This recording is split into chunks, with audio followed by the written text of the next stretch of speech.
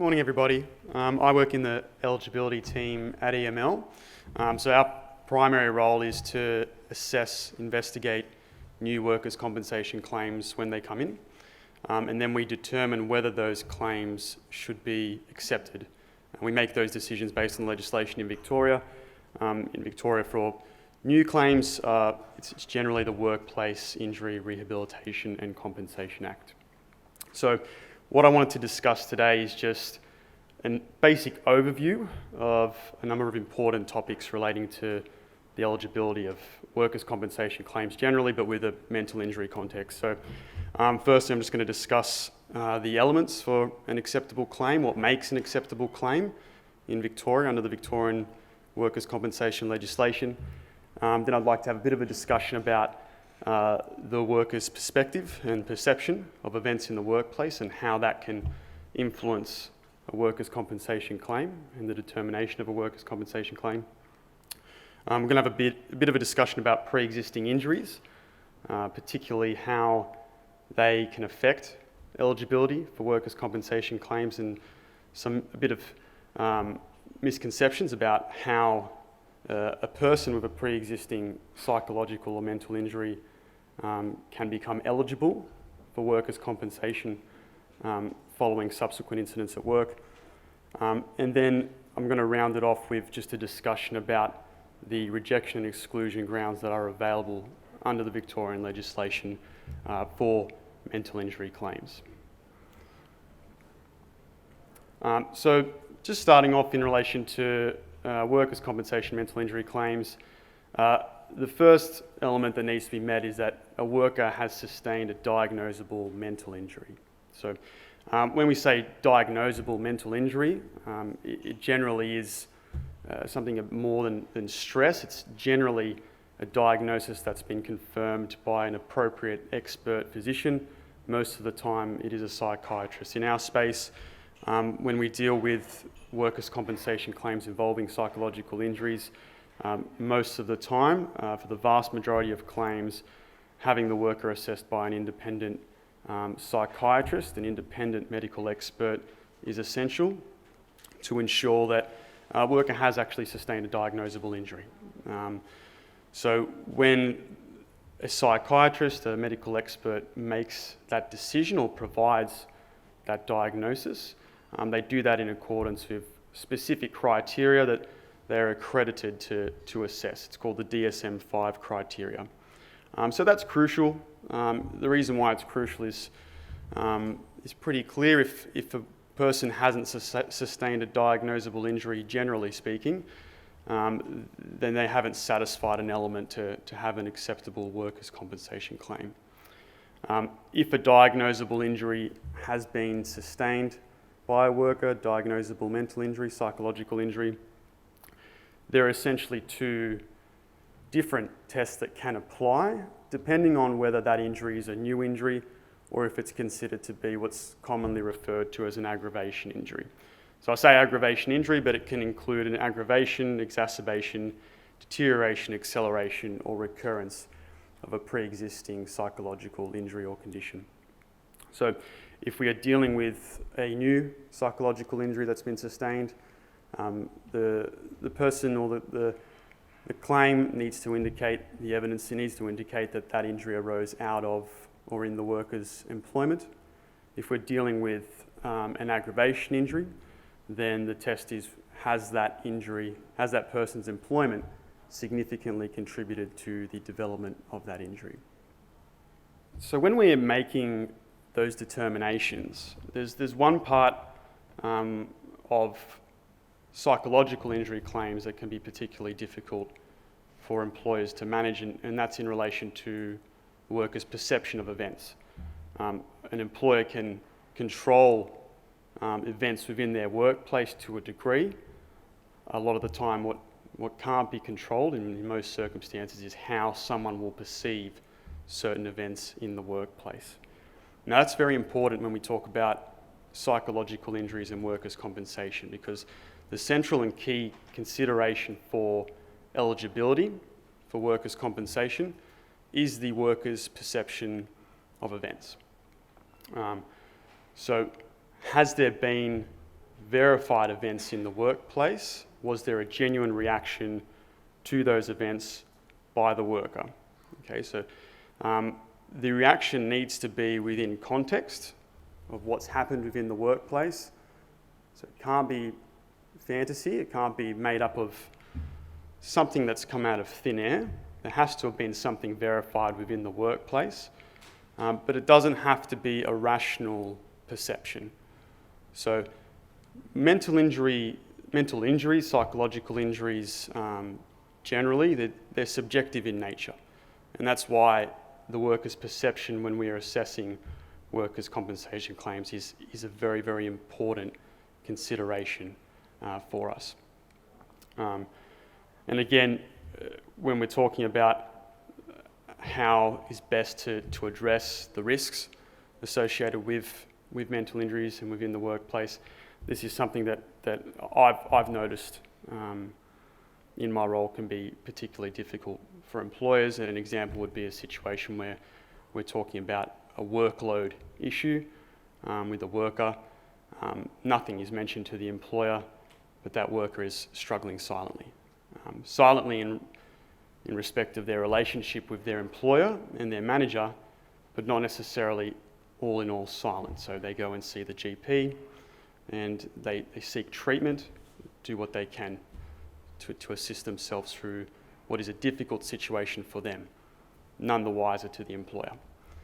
In those circumstances, the worker's perception of their workload, if that has created a diagnosable psychological injury, if the evidence supports that that is what has happened, then generally speaking that would be an acceptable claim, even if that in itself and that issue has not been disclosed to the employer. So that's one example there of the difficulties that can be presented to an employer when we're talking about the need to view the worker's perception as the key and central consideration for these claims and how that can best be managed in some circumstances. It is a particular difficulty that we see quite regularly in our space. The other difficulty that we see, and the topic that we get a lot of questions about in our space, is in relation to pre-existing injuries for workers, and how a worker that has a pre-existing injury that's suddenly lodged a claim, how the impact of that pre-existing injury will affect their eligibility. Now, legally, an employer must take a worker as they are. So it's generally referred to as eggshell skull rule, but essentially you take a worker as they are, warts and all. If a worker is suffering from pre-existing issues and that creates a situation where they are more susceptible or more vulnerable, then that is something that an employer needs to take into account when managing them in the workplace. Can be quite difficult where an employer isn't made fully aware of what the worker has been dealing with prior to their employment, which is quite often the case. One example of why this is so important, it's an example for a physical injury, but I like to use it because I think it demonstrates it clearly. So let's say you have a worker that works in a supermarket, they stock shelves, and they have a visual impairment. They can only see out of one eye. That's a pre-existing condition, has nothing to do with their work. But they can perform their role fine. It doesn't get in the way of their inherent duties in any way. One day they're stocking shelves, something falls off a shelf, hits them in their good eye. All of a sudden, the worker can't see, completely visually blinded. Chances are they're not going to return to their pre-injury employment, and they're going to find it very difficult to return to employment generally due to the significance of their condition and the injuries they've sustained. In those circumstances, the liability that would extend to an employer is more significant than if the worker had sustained an injury to one eye. If they had no visual impairment prior to starting their employment, same incident occurs. I'm getting the wind up, I apologise. Same incident occurs and the worker damages one eye, but they can still see out of the other eye. We can envisage that worker would return to some form of suitable employment quite soon after that incident, or at least within the medium term. You can see how that would play out from there. It doesn't mean that that worker should have less of an entitlement because when they came into the employment, they were already visually impaired. So different type of context, different type of injury, but works in the same way when we're talking about psychological injuries. And that's, I suppose, one of the main misconceptions that we see. Just because a worker has a pre-existing injury doesn't necessarily mean that they're not entitled to compensation. It could in fact mean that they would be considered just more vulnerable, that they need to be managed in a different way, and that they could in fact still have an entitlement despite those pre-existing conditions. The pre-existing injury disclosure I have up there, I'll touch on it briefly. Essentially, there are sections of the Workers' Compensation Act that deal with an employer seeking disclosure from a worker about pre-existing injuries. They are quite difficult to apply. You essentially have to go into the mind of a worker to be able to show that they were aware that any pre-existing injury would affect their ability to perform the inherent requirements of their role, which can be quite difficult, which is also why the topic of pre-existing injuries, I think, is quite important when we're talking about mental injuries and workers' compensation generally. I am getting the wind up, I do apologise. So I'll touch on now the last two topics that I have in relation to the grounds that can be applied for rejection of a mental injury claim and the exclusion of a mental injury claim. The first ground is self-explanatory. It's been touched on by Andrew in his discussion earlier. If a worker, as I've said, doesn't have a diagnosable injury, they haven't met that element, so that claim is that there is no claim there for them to make. Again, quite often that will be reliant on an opinion from an appropriate expert to say whether they believe the worker's symptoms are sufficient to constitute a diagnosable injury. Second ground arising out of or in the course of, essentially, in broad terms, that ground can be applied if the balance of the evidence does not support that an injury is work-related as claimed, or if the factual circumstances of a claim can be specifically disputed. Key examples of that, I think, would involve claims where there's very serious events, alleged events that have occurred, sexual harassment, serious bullying and harassment, those types of claims. If there is a dispute as to whether or not the allegations that have been made can be made out and whether or not those events actually occurred, then that can be a ground for dispute for the claim. The significant contributing factor ground generally, as I've said previously, relates to aggravation type claims.